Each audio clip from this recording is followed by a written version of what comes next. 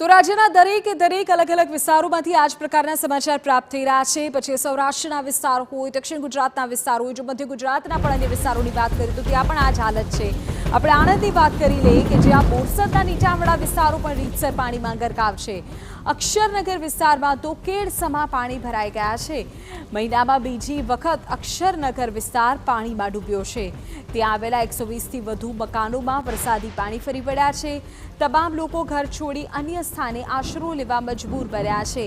પાણી નિકાલની વ્યવસ્થા ન હોવાને કારણે લોકોમાં રોષ છે। કાંસની સાફ સફાઈ કરવામાં આવે તેવી લોકો માંગણી કરી રહ્યા છે। પાણી ભરાઈ ગયા છે। 24 જુલાઈના રોજ બોરસદમાં 13 ઇંચ વરસાદ પડવાને કારણે બોરસદ શહેરના જુદા જુદા વિસ્તારોમાં પાણી ફરી વળ્યા હતા। એક મહિના જેટલો સમય વીત્યો છે, ફરી વખત આ જ પ્રકારની સ્થિતિનું સર્જન બોરસદની અંદર થયેલું જોવા મળી રહ્યું છે। અત્યારે ઊભો છું અક્ષરનગર વિસ્તારની અંદર। અંદાજિત 120 કરતાં વધારે મકાનો અક્ષરનગરની અંદર આવેલા છે। જો કે જે પ્રકારે ગઈકાલે વરસાદ વરસ્યો, અત્યારે પણ વરસાદ વરસી રહ્યો છે અને તેના જ કારણે સમગ્ર વિસ્તારની અંદર પાણી ફરી વળ્યા છે। નાગરિકોની વાત કરવામાં આવે તો ગઈકાલે જે પાણી ભરાઈ ગયા છે તેના કારણે તમામ નાગરિકો ઘર છોડી અને અન્ય સ્થળો પર રહેવા મજબૂર બન્યા છે। કોઈક લોકોએ મંદિરની અંદર આશરો લીધો છે, કોઈક લોકોએ આશ્રમની અંદર આશરો લીધો છે, પરંતુ કેટલાક લોકો એવા પણ છે કે જેઓ અત્યારે પોતાના ઘર છોડવા તૈયાર નથી। આપણી સાથે એવા જ કેટલાક ભોગ બનેલા લોકો છે, આપણે તેમની સાથે વાત કરીશું। શું નામ છે તમારું? સેમ્યુલ। સેમ્યુલભાઈ, આ કયો વિસ્તાર છે? આ અક્ષરનગર ગણાય બોરસદનો અક્ષરનગર વિસ્તાર, પણ જે સૌથી નીચાણવાળો વિસ્તાર છે। એક મહિના પહેલા પણ આ સમસ્યા હતી, મંત્રી આયા, બધી વાતો કરી, શું થયું? જો કે એ લોકો આવ્યા હતા, એમણે બધી ફેસિલિટી માટે વાત બી કરી હતી અને અમે લોકો જે તાલુકા પંચાયત લેવલ પર વાત કરી હતી, પણ કશું હજુ તો કંઈ રસ્તો ખુલ્લો નથી। પણ પાણીનો જે ફ્લો જે આઉટફ્લો છે એ જતો જ નથી અને ગમે તે કદાચ 5 ઇંચ વરસાદ બી પડી જાય તો બી અક્ષરનગર આ જ પરિસ્થિતિ થઈ જાય છે અને જેના કારણે અવારનવાર નુકસાન તો થાય છે સર બધાને। બેન, કેટલી મુશ્કેલીનો સામનો કરી રહ્યા છો અત્યારે? અત્યારે તો ઘણી બધી મુશ્કેલીનો સામનો કર્યો। એક મહિના પહેલા જે સ્થિતિ હતી, ફરી વખત તમે પાછા પાણીમાં છો, શું કહેશો?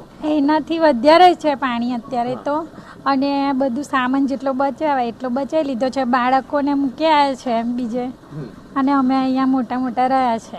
ભોજનનું શું કરો છો?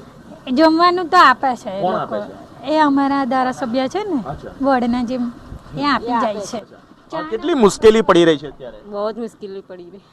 ઘરનો જે તમારો સામાન છે બધો જ બગડી ગયો છે? ના, ગઈ વખત બધું બગડી ગયો હતો। આ વખત તો થોડું ઘણું જે બચાવવા જેવું હતું તે થોડો સમય મળ્યો એમાં બચાવી લીધું, બાકી તો બધું બગડ્યું જ છે। તંત્ર પાસે તમારી શું અપેક્ષા? બસ તંત્ર પાણીનો નિકાલ કરે, બીજી શું અપેક્ષા હોય? પણ જે રીતે વરસાદ વરસી રહ્યો છે, અવિરત વરસાદ પડે છે, કયા પ્રકારની સિસ્ટમ ગોઠવાય તો આ પાણી સ્ટોરેજ ન થાય? પાણીનો આગળ નિકાલ થાય, જે આગળના નાળા છે એને તોડીને રહેવા મોટા કરે તો પાણીનો નિકાલ થશે, બાકી પાણીનો નિકાલ કોઈ થવાનો નથી। બરાબર છે। છેલ્લે આ પ્રકારની સમસ્યા 1 મહિના પહેલા પણ થયેલી, જે તંત્ર આવ્યું, ધારાસભ્ય આવ્યા, તમામ નાગરિકો અહીંયા આગળ આવ્યા, બધી વાતો કરી, પણ કોઈ ફળ મળ્યું ખરું? ના, હજુ કોઈ ફળ મળ્યું નથી, હજુ કોઈ કશું થયું જ નથી। હજુ તો શું અપેક્ષા રાખો છો તંત્ર પાસે? શું અપેક્ષા તો ઘણી બધી છે, પણ શું રાખીએ એવું છે હવે। બેન, મુલાકાત લેવા માટે તો બધા આવે છે, પણ તમે તો પાણીમાં ને પાણીમાં। હા, અમે તો પાણીમાં જ છીએ। શું કરશો હવે? હવે અમે તો એટલી માંગણી કરીએ કે આગળ નાળા સાફ કરે અને પાણીનો નિકાલ થાય, બસ અમારે બીજી કોઈ અપેક્ષા છે નહીં। અત્યારે સુવાની શું વ્યવસ્થા તમારી પાસે? અત્યારે તો કશી જ નથી, બધા રાત્રે બેસી જ રહ્યા છે અંદર, આવા પાણીમાં જ બેસી રહ્યા, બાકી બધા સગાન ઘેર ગતા રહેતા રાત્રે। તમે લોકો કેમ નહીં જતી જતા? એટલે અમારે બધું હોય પછી આપણે મૂક્યા વગર થોડા જતા રહીએ। આ હતા બોરસદના નાગરિકો। અક્ષરનગરની અંદર જે રીતે વરસાદ વરસ્યો તેના જ કારણે જે નાગરિકો છે તે સમસ્યાનો સામનો કરી રહ્યા છે। વાત કરવામાં આવે તો ઘરોની જે સ્થિતિ છે એ આપ દ્રશ્યોની અંદર જોઈ શકો છો। જે માલ મિલકત બચાવવા જેવી હતી તે બચાવી છે, પરંતુ જે રીતે પાણી ઘરોની અંદર પણ ફરી વળ્યા છે તેના કારણે વ્યાપક નુકસાન થયેલું જોવા મળી રહ્યું છે।